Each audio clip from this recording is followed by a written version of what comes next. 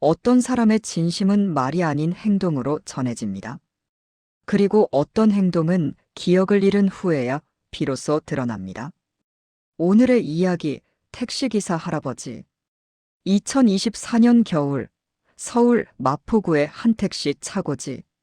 새벽 4시, 아직 어둠이 채 거치지 않은 시간에 낡은 택시 한 대가 조용히 시동을 켰습니다. 운전석에는 71세의 박성칠 할아버지가 앉아 있었습니다. 허리가 조금 굽었고 머리는 반백이었지만 핸들을 잡은 손은 40년 경력의 베테랑답게 흔들림이 없었습니다. 박성칠 할아버지는 31살에 처음 택시 핸들을 잡았습니다. 늦은 시작이었지만 그는 누구보다 성실했습니다. 31살 이전의 할아버지는 건설 현장을 전전하며 살았습니다. 막노동으로 하루하루를 버텼고 넉넉하지 않은 살림에 아내와 아이들을 먹여 살리느라 허덕였습니다. 허리가 아파도 쉬지 못했고 비가 와도 현장에 나가야 했습니다. 손바닥에 굳은 살이 박이고 무릎이 닳도록 일했습니다. 그렇게 버티던 어느 날 오랫동안 알고 지낸 선배가 택시 회사를 소개해줬습니다. 처음에는 망설였습니다. 낯선 서울길이 두려웠습니다. 하지만 가족을 위해 핸들을 잡았고 그것이 그의 천직이 됐습니다. 할아버지는 택시를 단순한 생계 수단으로 여기지 않았습니다. 손님 한 분 한 분을 가족처럼 대했습니다. 새벽에 병원에 가야 하는 환자를 태울 때는 가장 안전한 길로 돌아갔고 무거운 짐을 든 어르신을 태울 때는 직접 짐을 들어드렸습니다. 비 오는 날이면 우산도 없이 서 있는 사람을 그냥 지나치지 못했습니다. 그래서 미터기를 올리지 않고 태운 적이 한두 번이 아니었습니다. 서울 올림픽이 열리던 해에도, 외환위기로 나라가 흔들리던 해에도, 코로나로 거리가 텅 비던 해에도 그는 한결같이 핸들을 잡았습니다. 코로나로 승객이 없어 하루 종일 빈 차로 달려도 그는 자리를 지켰습니다. 언젠가 손님이 올 것이라는 믿음으로 40년간 무사고 그것이 그의 자부심이었고 그의 인생이었습니다. 택시를 시작하고 처음 몇 년간 할아버지는 서울 지도를 통째로 외웠습니다. 내비게이션이 없던 시절이었습니다. 퇴근 후 밥을 먹으며 지도를 펼쳐놓고 골목골목을 손가락으로 짚었습니다. 아내는 그런 남편 옆에서 말없이 차를 끓여줬습니다. 손님이 어느 골목을 말해도 막히지 않는 기사가 되겠다는 것이 그의 목표였습니다. 그리고 그 목표를 이뤘습니다. 단골 손님들이 생기기 시작한 것도 그 무렵이었습니다. 길을 잘 아는 것보다 더 중요한 것이 있다는 것을 그때 깨달았습니다. 손님의 마음을 아는 것이었습니다. 그런데 1년 전부터 이상한 일이 생기기 시작했습니다. 할아버지가 가끔 집으로 돌아오는 길을 잊었습니다. 어제 했던 말을 오늘 또 했습니다. 손자 이름을 헷갈렸습니다. 밥을 먹고 나서 밥을 먹었는지 잊어버렸습니다. 처음에는 나이 들어서 그러려니 했습니다. 하지만 증세가 점점 심해지자 가족들이 병원으로 모시고 갔습니다. 의사는 청천벽력 같은 소식을 전했습니다. 초기 치매였습니다. 가족들은 즉시 택시 열쇠를 빼앗으려 했습니다. 치매 환자가 운전대를 잡는 것은 본인에게도 타인에게도 위험한 일이었습니다. 하지만 할아버지는 단호했습니다. 택시만큼은 절대 내놓을 수 없다고 했습니다. 가족들이 아무리 설득해도 소용없었습니다. 새벽이면 어김없이 차고지로 향했고 밤이 되면 돌아왔습니다. 가족들은 밤잠을 이루지 못했습니다. 혹시라도 사고가 날까봐, 혹시라도 길을 잃을까봐. 이상한 점은 또 있었습니다. 사고가 단 한 건도 없었습니다. 치매 환자가 운전하는데 어떻게 한 번도 사고가 나지 않는 걸까요? 가족들은 불안했습니다. 혹시 사고를 내고도 기억을 못하는 건 아닐까 걱정했습니다. 결국 큰아들 박준혁이 몰래 차에 블랙박스를 달았습니다. 그리고 며칠 후 블랙박스 영상을 확인한 박준혁은 할 말을 잃었습니다. 새벽 4시 30분 할아버지의 택시는 마포구 염리동 골목으로 들어갔습니다. 다세대 주택 앞에 멈췄습니다. 할아버지는 경적을 한번 울렸습니다. 그리고 기다렸습니다. 5분, 10분, 15분. 아무도 나오지 않았습니다. 할아버지는 혼잣말을 했습니다. 김 여사님, 오늘은 안 나오시나? 그리고 다음 장소로 이동했습니다. 다음 목적지는 서대문구 부가현동이었습니다. 낡은 연립주택 앞에 멈춘 할아버지는 또 경적을 울렸습니다. 역시 아무도 나오지 않았습니다. 이 선생님도 오늘은 쉬시나? 할아버지는 중얼거리며 또 다음 장소로 향했습니다. 박준혁은 블랙박스 영상을 보며 손으로 입을 틀어막았습니다. 할아버지가 찾아간 집이 총 12곳이었습니다. 새벽부터 밤까지 할아버지는 서울 곳곳을 누비며 그 집들을 찾아갔습니다. 그리고 매번 아무도 나오지 않아도 한참을 기다렸다가 떠났습니다. 박준혁은 할아버지 택시 회사의 오래된 운행 기록을 뒤졌습니다. 할아버지가 찾아간 주소들을 하나씩 대조했습니다. 그리고 충격적인 사실을 발견했습니다. 그 12곳의 주소는 모두 할아버지의 단골 손님들이 살던 곳이었습니다. 10년, 20년, 길게는 25년씩 할아버지 택시를 이용하던 사람들이었습니다. 박준혁은 그 단골 손님들을 찾아보기 시작했습니다. 그런데 찾으면 찾을수록 가슴이 무너졌습니다. 12명 중 11명이 이미 세상을 떠난 사람들이었습니다. 박준혁은 돌아가신 분들의 가족을 직접 찾아다니기 시작했습니다. 아버지가 어떤 분이었는지 알고 싶었습니다. 첫 번째로 찾아간 곳은 마포구 염리동의 김순자 여사댁이었습니다. 문을 열어준 김 여사의 딸은 박준혁을 보자마자 눈물을 글썽였습니다. 박 기사님 아드님이세요? 어머니가 얼마나 박 기사님을 좋아하셨는지 몰라요. 새벽마다 오셔서 병원 데려다 주시고 투석 끝날 때까지 기다리셨다가 집까지 모셔다 주셨잖아요. 저도 못해드린 걸 박 기사님이 다 하셨어요. 어머니가 입버릇처럼 하셨어요. 성칠 씨만 있으면 병원 가는 것도 하나도 안 무섭다고. 박준혁은 몰랐습니다. 아버지가 투석이 끝날 때까지 병원에서 기다렸다는 것을. 요금을 받지 않고 기다린 것이었습니다. 아버지는 그 이야기를 한 번도 집에서 한 적이 없었습니다. 서대문구의 이철수 선생님 아들도 비슷한 말을 했습니다. 아버지가 무릎이 안 좋으셔서 계단을 잘 못 오르셨거든요. 그런데 박 기사님이 매번 집 안까지 부축해드렸대요. 심지어 장 볼 때도 같이 들어가서 짐을 들어드렸다고 하시더라고요. 택시 기사님이 그렇게까지 해주시는 분이 어디 있어요? 아버지가 돌아가시기 전에 꼭 박 기사님께 감사 인사드리고 싶다고 하셨는데 끝내 못하셨어요? 은평구 불광동 최말순 할머니의 아들은 박준혁의 손을 붙잡고 말했습니다. 어머니가 돌아가시기 전날에도 박 기사님 택시를 타셨어요. 집에 오시더니 오늘도 성칠 씨가 짐 다 들어줬다고 좋아하셨어요. 그게 마지막이었는데. 박준혁은 그 말을 듣고 한참을 울었습니다. 아버지는 그 사실을 알고 있을까요?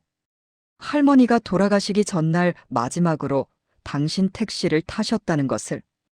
박준혁은 아버지가 다녀간 집들을 직접 찾아가는 동안 한 가지 공통점을 발견했습니다.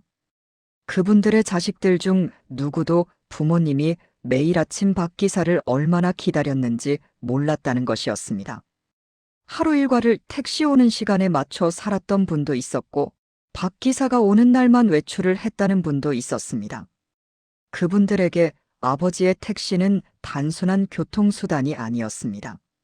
하루를 시작하는 이유였고 세상과 연결되는 통로였습니다. 집으로 돌아오는 길에 박준혁은 차를 세우고 한참을 울었습니다. 아버지와 함께 산 세월이 40년이 넘었습니다. 밥상 앞에서 명절에 생일에 함께 했습니다. 그런데 아버지의 진짜 하루가 어떤 것인지 자식인 자신은 몰랐습니다. 아버지의 하루는 가족과 함께하는 저녁 시간이 아니라 새벽부터 밤까지 손님들과 함께하는 시간이었습니다. 명절에 혼자 계신 어르신께 떡을 사다 드린 것도 갑자기 몸이 안 좋다는 연락을 받고, 한밤중에 달려간 것도 누군가의 부고 소식을 듣고 혼자 조용히 조문을 간 것도 가족들은 아무것도 몰랐습니다. 그분들이 아버지의 또 다른 가족이었던 것입니다. 박준혁은 아버지의 오래된 수첩을 찾아봤습니다. 단골 손님들의 이름과 주소, 그리고 메모가 빼곡하게 적혀 있었습니다.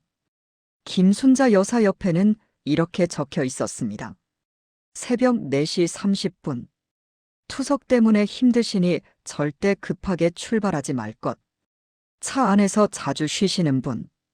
병원 도착 후 접수까지 도와드릴 것. 투석 끝날 때까지 대기할 것. 이철수 선생님 옆에는 이렇게 적혀 있었습니다. 오전 7시. 무릎이 안 좋으시니 차에서 내리실 때 꼭 손 내밀 것. 계산 때 절대 거스름돈 받지 않으시는 고집쟁이 선생님. 집 앞 계단 3개 꼭 부축해 드릴 것. 최말순 할머니 옆에는 이렇게 적혀 있었습니다. 오전 9시. 시장 짐이 많으시니 트렁크 먼저 열어드릴 것. 혼자 사시는 분 가끔 말벗이 되어드릴 것. 집까지 짐 들어드리는 것 잊지 말 것. 외로우신 분이니 천천히 모실 것. 나머지 손님들 옆에도 저마다의 메모가 있었습니다. 약을 드시는 분, 귀가 어두운 분, 계단이 무서운 분.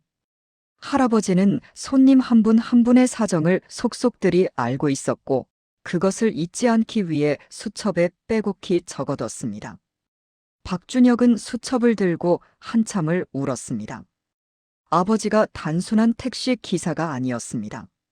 40년간 그분들의 기사이자 이웃이자 벗이었습니다. 그날 저녁 박준혁은 아버지에게 물었습니다. 아버지, 오늘 어디 다녀오셨어요? 할아버지는 환하게 웃으며 대답했습니다. 단골 손님들 모시러 다녀왔지. 다들 오늘은 안 나오시더라. 내일 또 가봐야겠어. 박준혁은 아무 말도 할 수 없었습니다. 아버지에게 그분들이 돌아가셨다고 말할 수가 없었습니다. 그 말을 들으면 아버지가 얼마나 슬퍼할까. 그리고 치매로 또 잊어버리면 매일 그 슬픔을 반복해야 하는 것 아닐까. 차라리 모르는 게 낫겠다고 생각했습니다. 박준혁은 그날부터 아버지의 택시 뒷좌석에 몰래 탔습니다. 아버지가 단골 손님들의 집을 찾아갈 때마다 함께 기다렸습니다. 아버지는 아들이 타고 있다는 사실도 잊은 채 매일 경적을 울리고 기다렸습니다. 김 여사님, 오늘은 나오세요? 하고 중얼거리면서 박준혁은 뒷좌석에서 조용히 눈물을 닦았습니다. 그러던 어느 날이었습니다. 12번째 주소, 종로구 해화동의 한 빌라 앞에 멈춰선 할아버지가 경적을 울렸습니다. 그런데 이번에는 달랐습니다. 빌라 문이 열리고 70대 초반으로 보이는 여성이 천천히 걸어 나왔습니다. 성칠 씨, 오늘도 왔네요. 할아버지가 활짝 웃었습니다. 박 여사님, 오늘은 어디 가세요? 오늘은 그냥 드라이브나 해요. 어디든 좋아요. 박 여사님의 이름은 박정임이었습니다. 할아버지와 비슷한 나이였고 20년째 단골 손님이었습니다. 남편을 일찍 여의고 혼자 사는 분이었는데 할아버지가 치매 판정을 받은 후에도 꾸준히 연락을 해온 분이었습니다. 매일 찾아오는 할아버지 택시를 기다렸다가 함께 드라이브를 하고 밥도 사드리고 집까지 배웅했습니다. 할아버지는 박 여사님을 태우고 한강변을 달렸습니다. 겨울 강바람이 차가웠지만 차 안은 따뜻했습니다. 두 사람은 말없이 한참을 달렸습니다. 할아버지는 가끔 옛날 이야기를 꺼냈습니다. 손님들 이야기, 젊었을 때 이야기, 아내 이야기. 박 여사님은 그 이야기를 처음 듣는 것처럼 귀를 기울였습니다. 사실 이미 수십 번 들은 이야기들이었지만 그녀는 한 번도 내색하지 않았습니다. 뒷좌석에서 지켜보던 박준혁은 숨을 죽였습니다. 드라이브를 마치고 해화동 빌라 앞에 내린 박 여사님은 지갑을 꺼내 요금을 내려 했습니다. 할아버지는 손을 저었습니다. 오늘은 그냥 드라이브였으니 요금은 없다고 했습니다. 박 여사님은 억지로 지폐를 대시보드 위에 올려놓고 내렸습니다. 할아버지는 그 돈을 다시 창문 너머로 돌려줬습니다. 두 사람은 한참을 그렇게 실랑이를 했습니다.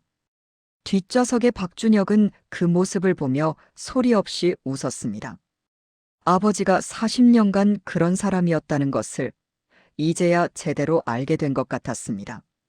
성칠 씨, 다른 손님들은 잘 계세요? 할아버지가 잠시 생각하더니 대답했습니다. 요즘 다들 바쁘신가 봐요. 잘 안 나오시더라고요. 박 여사님이 작게 한숨을 쉬었습니다. 그녀는 알고 있었습니다. 그분들이 모두 돌아가셨다는 것을. 하지만 할아버지에게 말하지 않았습니다. 그저 창밖을 바라보며 조용히 말했습니다. 그분들도 성칠 씨가 와주는 거 다 알고 계실 거예요. 할아버지가 백미러를 통해 박 여사님을 바라보며 웃었습니다. 제가 올 수 있을 때 와야죠. 언제까지 올 수 있을지 모르니까요. 박준혁은 그 말에 가슴이 쿵 내려앉았습니다. 아버지가 자신의 상태를 알고 있는 것일까요? 아니면 그냥 흘린 말일까요? 알 수 없었습니다. 박 여사님도 아무 말을 하지 않았습니다. 그저 창밖으로 흘러가는 한강을 바라보며 눈을 감았습니다. 세 사람은 한동안 아무 말도 하지 않았습니다. 그 침묵이 오히려 어떤 말보다 더 많은 것을 담고 있었습니다. 두 달이 흘렀습니다. 어느 겨울 아침이었습니다. 할아버지가 차고지에 나타나지 않았습니다. 박준혁이 달려가 보니 할아버지가 방에서 쓰러져 있었습니다. 뇌졸중이었습니다. 급히 병원으로 이송됐지만 의사는 고개를 저었습니다. 다시 운전대를 잡는 것은 불가능하다고 했습니다. 병실에 누운 할아버지는 몇 가지는 잊고 몇 가지는 기억했습니다. 아내의 얼굴은 알아봤습니다. 큰아들 박준혁의 이름도 기억했습니다. 하지만 오늘이 며칠인지 여기가 어딘지는 자주 헷갈렸습니다. 어떤 날은 병실을 차고지라고 했습니다. 어떤 날은 박준혁을 보며 얼른 손님 모시러 가야 한다고 했습니다. 박 여사님도 매일 병문안을 왔습니다. 할아버지는 박 여사님을 볼 때마다 환하게 웃었습니다. 다른 것은 다 잊어도 박 여사님 얼굴만큼은 기억했습니다. 오늘은 어디 가세요? 라고 물었습니다. 박 여사님은 그때마다 오늘도 성칠 씨 택시 타러 왔죠? 라고 대답했습니다. 할아버지는 그 말을 들으면 언제나 행복한 표정을 지었습니다. 그런 아버지를 볼 때마다 박준혁은 웃으며 대답했습니다. 오늘은 비가 와서 손님들이 안 나오신대요. 내일 가요. 할아버지는 그 말을 들으면 고개를 끄덕이며 눈을 감았습니다. 박준혁은 그 모습을 보며 손을 꼭 잡았습니다. 아버지의 손은 여전히 따뜻했습니다. 40년간 핸들을 잡아온 손이었습니다. 굳은 살이 박인 손이었지만 그 어떤 손보다 따뜻한 손이었습니다. 어느 날 할아버지가 박준혁의 손을 잡고 말했습니다. 준혁아, 김 여사님 내일 투석 날인데 내가 못 가면 누가 모시러 가냐? 박준혁은 울음을 참으며 대답했습니다. 아버지, 걱정 마세요. 제가 대신 모시러 갈게요. 할아버지는 그 말을 듣고 비로소 안심한 듯 눈을 감았습니다. 그리고 조용히 잠이 들었습니다. 박준혁은 아버지의 손을 놓지 않았습니다. 한참을 그렇게 앉아 있었습니다. 그 잠에서 할아버지는 깨어나지 못했습니다. 이틀 후 박성칠 할아버지는 71년의 생을 마감했습니다. 가족들이 임종을 지켰습니다. 할아버지의 얼굴은 평온했습니다. 마치 좋은 꿈을 꾸는 것처럼. 박준혁은 아버지의 손을 꼭 잡고 말했습니다. 아버지, 이제 거기서 김 여사님 만나면 잘 모셔드려요. 장례를 치르고 며칠이 지났습니다. 박준혁은 아버지의 수첩을 다시 펼쳤습니다. 단골 손님들의 이름을 하나씩 읽어내려갔습니다. 그런데 수첩 맨 마지막 페이지에서 손이 멈췄습니다. 거기에는 이런 글이 적혀 있었습니다. 날짜를 보니 치매 판정을 받기 바로 전날 적은 것이었습니다. 내가 곧 많은 것을 잊게 될 것 같다. 하지만 손님들만큼은 잊고 싶지 않다. 김순자 여사님은 3년 전 돌아가셨다. 이철수 선생님은 2년 전 돌아가셨다. 최말순 할머니는 작년에 돌아가셨다. 나머지 분들도 대부분 먼저 가셨다. 내가 기억을 잃으면 그분들이 아직 살아계신 줄 알고 찾아갈지도 모른다. 그래도 괜찮다. 못 가는 것보다는 나으니까. 그분들이 살아계셨을 때도 돌아가신 후에도 나는 그분들의 기사였으니까. 박준혁은 수첩을 가슴에 꼭 안고 한참을 울었습니다. 아버지는 처음부터 알고 있었습니다. 치매가 오면 돌아가신 손님들을 찾아갈 것이라는 것을. 그래도 괜찮다고 했습니다. 그게 자신의 마지막 도리라고 생각했습니다. 아버지는 죽는 순간까지, 아니 기억을 잃는 순간까지 그분들의 기사였습니다. 장례식장에 박 여사님이 찾아왔습니다. 그녀는 영정 앞에 서서 오랫동안 말이 없었습니다. 그리고 조용히 한마디를 남겼습니다. 성칠 씨, 이제 저쪽에서도 택시 몰겠네요. 거기서도 단골 손님들 잘 모셔드려요. 박준혁은 그 말을 듣고 처음으로 웃을 수 있었습니다. 그런데 장례를 마치고 집으로 돌아온 박준혁에게 낯선 전화가 걸려왔습니다. 모르는 번호였습니다. 받자마자 낯선 남자의 목소리가 들렸습니다. 박성칠 씨 아드님 되십니까? 네, 그런데요. 저는 서울지방경찰청 교통수사과 형사입니다. 아버님과 관련해서 드릴 말씀이 있습니다. 박준혁의 심장이 쿵 내려앉았습니다. 혹시 아버지가 치매로 운전하다 사고를 냈던 것일까요? 그것도 모르고 있었던 걸까요? 형사는 말을 이었습니다. 아버님 택시 블랙박스를 분석한 결과 지난 1년간 총 23건의 교통사고 현장을 목격하신 것으로 확인됐습니다. 그런데 놀라운 것은 23건 모두 아버님이 가장 먼저 신고하셨다는 겁니다. 그것도 피해자의 상태, 위치, 차량 번호까지 정확하게요. 박준혁은 말문이 막혔습니다. 치매 환자분이 어떻게 그런 정확한 신고를 하셨는지 저희도 놀랐습니다. 그래서 블랙박스를 더 면밀히 분석했는데요. 아버님이 사고 현장을 발견할 때마다 수첩을 꺼내 직접 메모를 하신 후 신고하셨더라고요. 수십 년간 몸에 밴 습관이었던 것 같습니다. 박준혁의 눈에서 눈물이 흘러내렸습니다. 그 23건 중에 아버님 신고 덕분에 골든타임 안에 구조된 분이 7명입니다. 그중 3명은 아버님 신고가 없었다면 살기 어려웠을 겁니다. 저희가 그 사실을 꼭 알리고 싶어서 연락드렸습니다. 아버님은 마지막 순간까지 훌륭한 시민이셨습니다. 전화를 끊은 박준혁은 한참 동안 멍하니 앉아 있었습니다. 아버지의 수첩을 다시 펼쳤습니다. 단골 손님들의 이름 사이사이에 날짜와 장소, 사고 내용이 빼곡하게 적혀 있었습니다.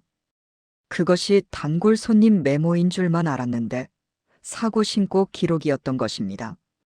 박준혁은 형사와 전화를 끊은 후 한동안 아버지의 수첩을 바라봤습니다.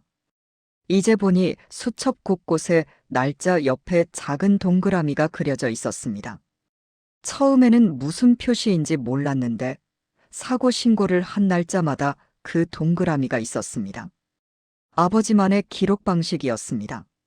치매가 와도 수십 년간 몸에 밴 그 습관만큼은 흐트러지지 않았습니다. 박준혁은 그날 밤 수첩을 영정사진 옆에 나란히 놓기로 했습니다. 아버지가 평생 들고 다닌 것이었으니 떠나는 길에도 함께 해야 한다고 생각했습니다. 그리고 언젠가 자신의 아이들에게 보여주기로 했습니다. 할아버지가 어떤 사람이었는지, 어떻게 살았는지를. 수첩 한 권에 아버지의 40년이 담겨 있었습니다. 박준혁은 택시 회사에 연락해 아버지의 번호판을 액자에 넣어 보관하기로 했습니다. 차는 오래돼 폐차해야 했지만 번호판만큼은 남기고 싶었습니다. 그리고 아버지의 수첩에 적힌 단골 손님들의 이름 옆에 자신의 전화번호를 적었습니다. 혹시라도 살아계신 분들이 연락해 올 때를 대비해서였습니다. 그것이 아들이 아버지에게 할 수 있는 마지막 도리라고 생각했습니다. 박 여사님은 장례식이 끝난 후에도 한동안 해화동 빌라 앞에서 기다렸다고 합니다. 습관처럼 아침이면 골목 어귀에 서서 낡은 택시가 오기를 기다렸다가 오지 않는다는 것을 깨닫고 돌아섰다고 합니다. 그 모습을 이웃이 봤고 박준혁에게 전해줬습니다. 박준혁은 그 이야기를 듣고 직접 해화동을 찾아가 박 여사님을 모시고 한강 드라이브를 했습니다. 아버지 대신. 치매가 아버지의 기억을 앗아갔지만 40년간 쌓아온 습관은 앗아가지 못했습니다. 위험한 상황을 발견하면 수첩에 메모하고 신고하는 것. 손님을 안전하게 모시는 것. 누군가 힘들어하면 그냥 지나치지 않는 것. 그것이 박성칠이라는 사람의 본질이었습니다. 기억은 사라져도 사람의 본질은 사라지지 않습니다. 머리가 잊어도 몸이 기억합니다. 그리고 몸마저 멈춰도 그 사람이 살아온 흔적은 남은 사람들의 가슴 속에 영원히 남습니다.